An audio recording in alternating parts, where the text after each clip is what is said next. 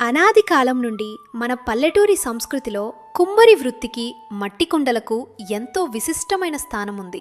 కుమ్మరి చక్రం మీద చెమట చిందిస్తూ ప్రాణం పోసే మట్టి పాత్రలు కేవలం వస్తువులు కావు, అవి మన శరీరానికి అమృతం లాంటి ఆరోగ్యాన్ని అందించే ప్రకృతి వరాలు. ఆధునిక కాలంలో ప్లాస్టిక్ వ్యామోహంలో పడి మనం మన మూలాలను మరుస్తున్న తరుణంలో మట్టి పాత్రల విశిష్టతను మరియు కుమ్మరి శ్రమలోని నిస్వార్థాన్ని గుర్తుచేసేదే ఈ కథ. అంతరించిపోతున్న సాంప్రదాయ వృత్తులను ఐక్యతతో కాపాడుకుంటూ ప్రకృతిని రక్షించుకోవడమే నిజమైన అభివృద్ధి అని ఈ కథ మనకు తెలియజెప్తుంది. పచ్చని వేప చెట్టు నీడన ఉన్న రామయ్య కుమ్మరిశాల.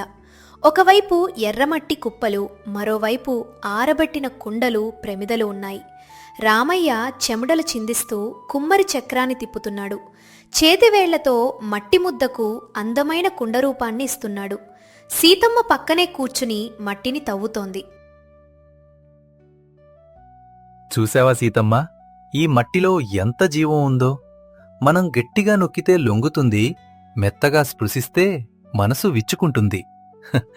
చదువుకున్న వాళ్ళకి కంప్యూటర్లెలాగో మనకి ఈ చక్రం అలాగా.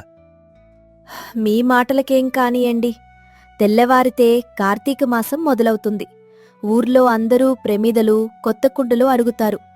కాని ఈ మధ్యకాలంలో మన కుండలు కొనేవాళ్లు కరువయ్యారు. అందరూ ఆ సూరయ్య షాపులో దొరికే ప్లాస్టిక్ డబ్బాలు, చైనా దీపాల వైపే వెళ్తున్నారు. ఎవరు ఎటు వెళ్ళినా మన కులవృత్తిని మనం వదలకూడదు సీతమ్మ. మట్టి కుండలో నీళ్లు తాగితే వచ్చే ఆ తృప్తి ఫ్రిజ్ నీళ్లలో వస్తుందా? పండగకి మట్టి ప్రమిదలో దీపం పెడితే వచ్చే ఆ లక్ష్మీ కటాక్షం ఆ ప్లాస్టిక్ లైట్లలో ఉంటుందా? మన కష్టం ఎప్పటికీ వృధా పోదు. అంతలో దూరం నుంచి బైక్ సౌండ్ వస్తుంది. రామయ్య కొడుకు వేణు టౌన్ నుంచి స్టైలిష్గా బట్టలు వేసుకుని చేతిలో పెద్ద ఫోన్తో వస్తాడు. నాన్నా, ఇంకా ఎంతకాలం ఈ మట్టితో కుస్తీ పడతావు? ఒళ్లంతా బురద చేసుకుని రోజుకు 100 రూపాయల కోసం ఆ చక్రం ముందు కూర్చోవడం నీకు బోర్ కొట్టడం లేదా? రా నాన్న వేణు, సిటీ నుంచి వచ్చావా? బోర్ కొట్టడం ఏంట్రా బాబూ, ఈ మట్టిని నమ్ముకునే కదా నిన్ను అంత పెద్ద చదువులు చదివించాను. ఈ బురదే మనకి అన్నం పెడుతోంది. అది గతం నాన్నా. ఇప్పుడు నేను సిటీలో పెద్ద సాఫ్ట్వేర్ కంపెనీలో జాయిన్ అయ్యాను. నెలకి 30,000 జీతం. నేను నిన్ను, అమ్మని సిటీకి తీసుకెళ్లడానికి వచ్చాను. ఈ పాతకాలపు వృత్తిని, ఈ మట్టిని ఇక్కడే వదిలేయ్. మన ఊర్లో ఈ కుండలని ఎవడూ కొనడు. సరేలే అమ్మా, నాకు చాలా ఆకలిగా ఉంది. అన్నం వడ్డించు. రాత్రి 8 గంటలు. ఇల్లంతా మట్టి దీపాల వెలుగులో ఉంది. రామకృష్ణ ఇంట్లో అందరూ భోజనానికి కూర్చున్నారు. కంచంలో వేడి వేడి సంగటి వంకాయ కూర ఉన్నాయి. అమ్మా, నాన్నకు కాస్త చెప్పు.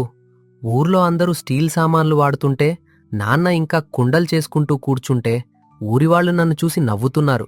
నా ఫ్రెండ్స్ వస్తే ఈ మట్టి ఇంట్లో కూర్చోబెట్టాలా నేను?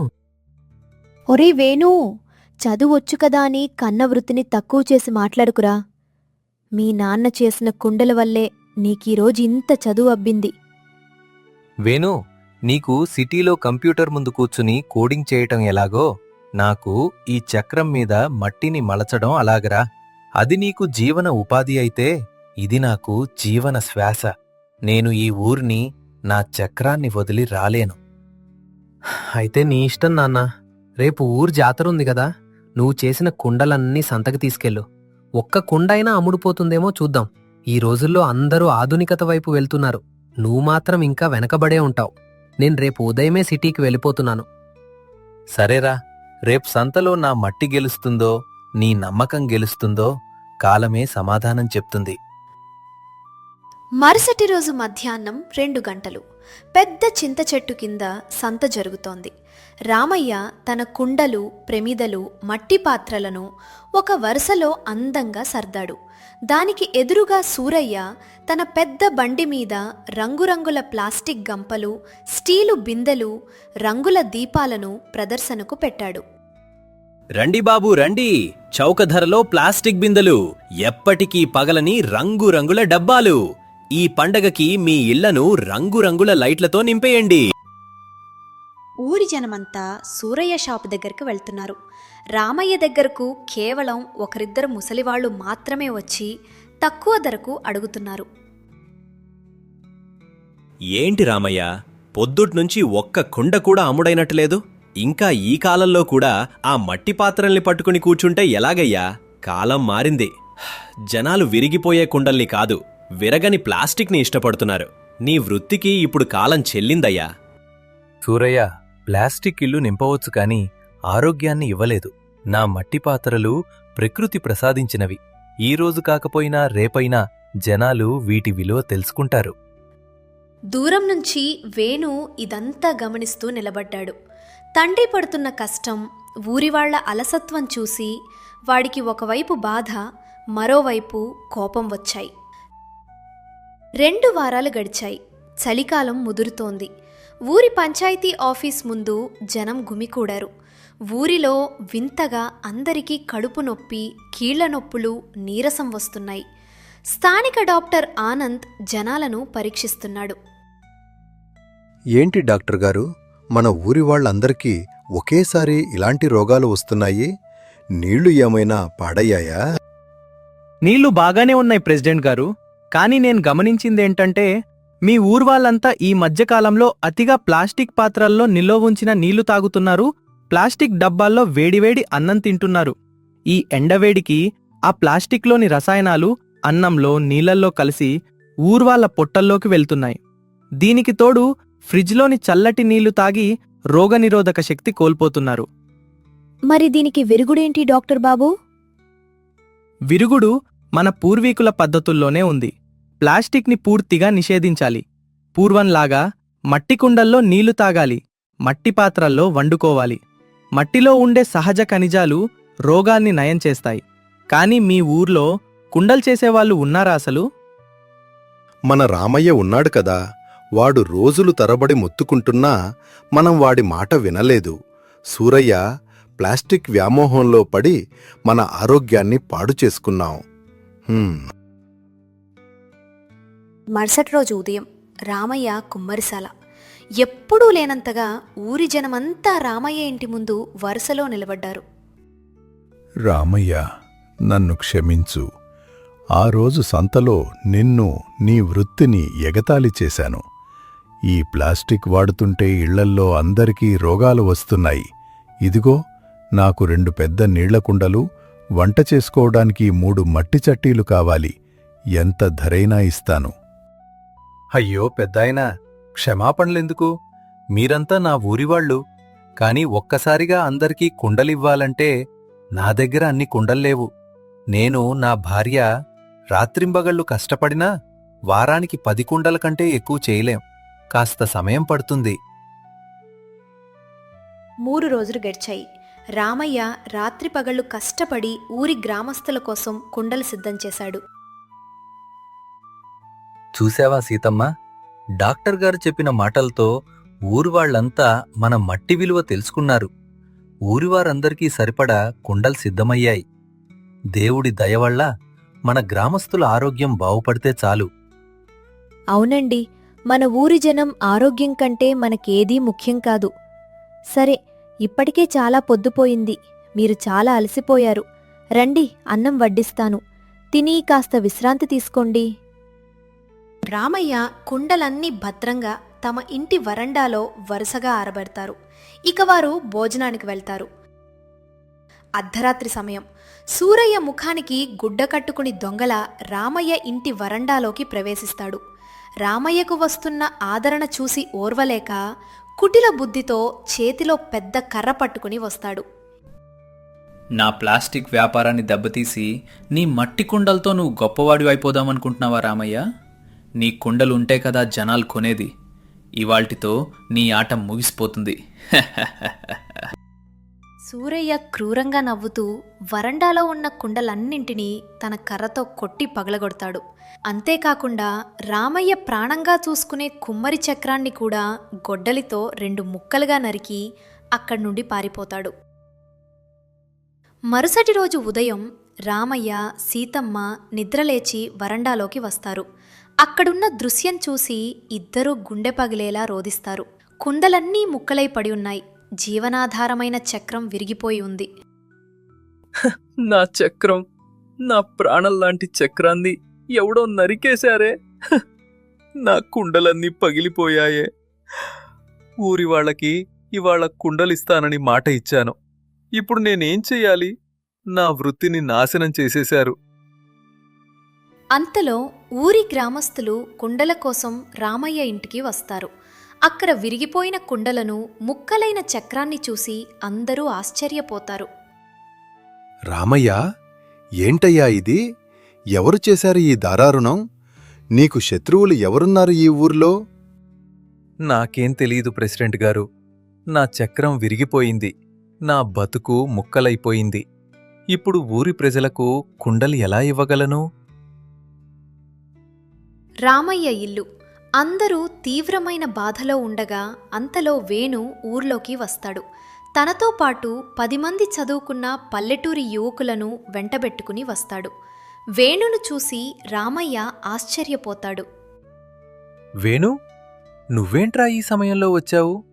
ఈ కుర్రాలెవరు? సిటీలో ఉద్యోగం వదిలేసి ఇక్కడికి వచ్చావేంటి నాన్నా? అవును నాన్నా, నేను సిటీలో నా సాఫ్ట్వేర్ ఉద్యోగానికి రాజీనామా చేసి వచ్చేశాను. ఏంట్రా వేణు, అంత పెద్ద ఉద్యోగం ఎందుకు వదిలేశారు? పైగా ఈ కుర్రాళ్ళెందుకు తీసుకొచ్చావిక్కడికి? అమ్మా నాన్న, మన ఊరిప్పుడు పెద్ద ఆరోగ్య సమస్యలో ఉంది. ఊరి వాళ్ళంతా రోగాల బారిన పడ్డారు. మీ ఇద్దరే రాత్రింబగలు కష్టపడినా ఊరి మొత్తానికి సరిపడా కుండలు తయారు చేయడం సాధ్యం కాదు. శారీరకంగా మీ ఇద్దరికీ అంత శక్తి లేదు. అందుకే నా ఉద్యోగం వదిలేసి మన ఊరి కోసం వచ్చాను. నా వెంట వచ్చిన ఈ కుర్రాళ్ళంతా చదువుకుని ఉద్యోగాలు లేక మన ఊర్లోనే ఖాళీగా ఉన్న నా స్నేహితులు. వీరంతా మన సంప్రదాయాన్ని కాపాడుకోవడానికి, మీ దగ్గర ఈ వృత్తిని నేర్చుకోవడానికి వచ్చారు. నీ ఆలోచన చాలా గొప్పది నాన్నా. కాని చూసావు కదా, మన చక్రం విరిగిపోయింది. కుండలన్నీ పగిలిపోయాయి. ఇప్పుడు మనం ఎలా కుండలు చేయగలం? నాన్నా, దుర్మార్గులు నీ చక్రాన్ని విరగ్గొట్టగలరేమో కాని మన చేతుల్లో ఉన్న నైపుణ్యాన్ని, మన ఊరి ఐక్యమత్యాన్ని ఎవరూ వేరు చేయలేరు. దీనికి ఏ యంత్రాలు అవసరం లేదు నాన్నా. మన ఊరి చెరువులో సమృద్ధిగా మట్టి ఉంది. మన ఊరి జనం చేతుల్లో సాయం చేసే శక్తి ఉంది. ఊరి ప్రజలారా, మనందరి ఆరోగ్యం కోసం, మన ఊరి ఉనికి కోసం మనమంతా ఒక్కటి కావాలి. మన చేతుల్తోనే, మన పాత పద్ధతులతోనే సహజంగా శ్రమించి మళ్ళీ కుండలు తయారు చేద్దాం. మనమంతా కలిసికట్టుగా పనిచేస్తే ఈ కష్టం ఒక లెక్క. వేణు మాటలకు ఊరి జనం, యువకులు ఎంతో ఉత్తేజితులవుతారు. అందరిలోనూ ఒక కొత్త ఉత్సాహం వస్తుంది. అవును వేణు, నువ్వు చెప్పింది నిజం. రామయ్య ఒక్కడే కాదు, మనమంతా కలిసి శ్రమిస్తాం. యువకులారా, పదండి, చెరువు దగ్గరికి వెళ్ళి మంచి మట్టిని తీసుకువద్దాం. గ్రామస్తులంతా ఒక్కటవుతారు. యువకులు చెరువు నుండి మట్టిని తవ్వి తెస్తుంటే కొందరు పెద్దలు ఆ మట్టిని తొక్కడం, రామయ్య పాదచక్రాన్ని సరిచేయడం వంటి పనులు సహజంగా ప్రారంభిస్తారు. రామయ్య పర్యవేక్షణలో వేణు మరియు అతని స్నేహితులు స్వహస్తాలతో మట్టిని మలచడం నేర్చుకుంటారు. కుమ్మరిశాల అంతా ఒక పెద్ద ఉమ్మడి కుటుంబంలా మారిపోతుంది. రాత్రింబగళ్ళు అందరూ కలిసికట్టుగా వేలాది మట్టి పాత్రలను, కుండలను తయారు చేస్తారు. అంతలో సూరయ్య పరుగెత్తుకుంటూ, ఏడుస్తూ రామయ్య ఇంటికి వస్తాడు. అతని ముఖంలో భయం, కళ్ళలో కన్నీళ్లు ఉన్నాయి. రామయ్య, నన్ను క్షమించయ్యా. నన్ను కాపాడు. నా భార్య ఆరోగ్యం చాలా క్షీణించింది. డాక్టర్ గారు ఆమెకు కూడా అదే ప్లాస్టిక్ పాత్రల వల్ల రోగం వచ్చిందని చెప్పారు. మట్టి పాత్రలో వండిన అన్నం, కుండ నీళ్ళు ఇస్తేనే ఆమె బతుకుతుందని చెప్పారు. దయచేసి నాకు ఒక కుండ, వంట పాత్ర ఇవ్వు రామయ్య. ఎంత డబ్బు కావాలన్నా ఇస్తాను. ఆగు సూరయ్య, డబ్బుతో అన్నింటినీ కొనలేవు. నిన్న రాత్రి మా నాన్న కుండలు పగలగొట్టి చక్రాన్ని నరికినప్పుడు నీకు ఈ ఆలోచన రాలేదా? నువ్వు చేసిన ద్రోహానికి ఈ ఊరు నిన్ను క్షమించదు. అది వినగానే సూరయ్య మరియు అక్కడ ఉన్న గ్రామస్తులందరూ ఆశ్చర్యపోయారు. ఆ కుండలన్నీ పగలకొట్టింది సూరయ్యే అని తెలిసి కోపంతో రగిలిపోయారు. అవును, నేనే ఆ పాపం చేశాను. నా ప్లాస్టిక్ వ్యాపారం పాడైపోతుందనే అహంకారంతో ఈ దారుణానికి ఒడిగట్టాను. నా తప్పు తెలుసుకున్నాను. నన్ను క్షమించండి. సూరయ్య, పగ అనేది మనుషులను నాశనం చేస్తుంది, కాని ఈ మట్టి అందరికీ ప్రాణాన్ని ఇస్తుంది. నీవు నాకు ద్రోహం చేసినా నీ భార్య మన ఊరి మనిషే. ఆమె ఆరోగ్యం నాకు ముఖ్యం. వేణు, సూరయ్యకు మంచి నీళ్లకుండ వంటపాత్రలు అందివ్వు. రామయ్య పెద్ద మనసు చూసి సూరయ్య కళ్ళలో నీళ్లు తిరుగుతాయి. తను చేసిన తప్పుకు సిగ్గుపడి పశ్చాత్తాపపడతాడు. రామయ్య, ఈ మట్టిలాగే నీ మనసు కూడా ఎంతో గొప్పదయ్యా. నేను నా షాప్లో ఉన్న ప్లాస్టిక్ అంతా తగలబెట్టేస్తాను. రేపటి నుంచి నేను కూడా మీతో కలిసి ఈ మట్టి పాత్రలను తయారు చేస్తూ మన ఊరి ఆరోగ్యాన్ని కాపాడుతాను. కొన్ని నెలల తర్వాత గ్రామస్తులందరూ అనారోగ్యం నుండి కోలుకున్నారు. రచ్చబండ వద్ద సమావేశమయ్యారు. రామయ్యను అతని కొడుకు వేణును చూసి కృతజ్ఞత కనబరుస్తూ, రామయ్య, మమ్మల్ని క్షమించు. నీ కులవృత్తిని, ఈ మట్టి కుండల విలువను గుర్తించకుండా నిన్ను తక్కువ చేసి మాట్లాడాం. ఈరోజు నీ వల్ల, నీ కొడుకు వేణు చూపించిన ఐక్యత వల్ల మన ఊరి యువతకు ఉపాధి దొరికింది. ఊరి ప్రజలకు ఆరోగ్యం చేకూరింది. ప్రెసిడెంట్ గారు, వృత్తి ఏదైనా దానికి శ్రమతోడైతే గౌరవం దక్కుతుంది.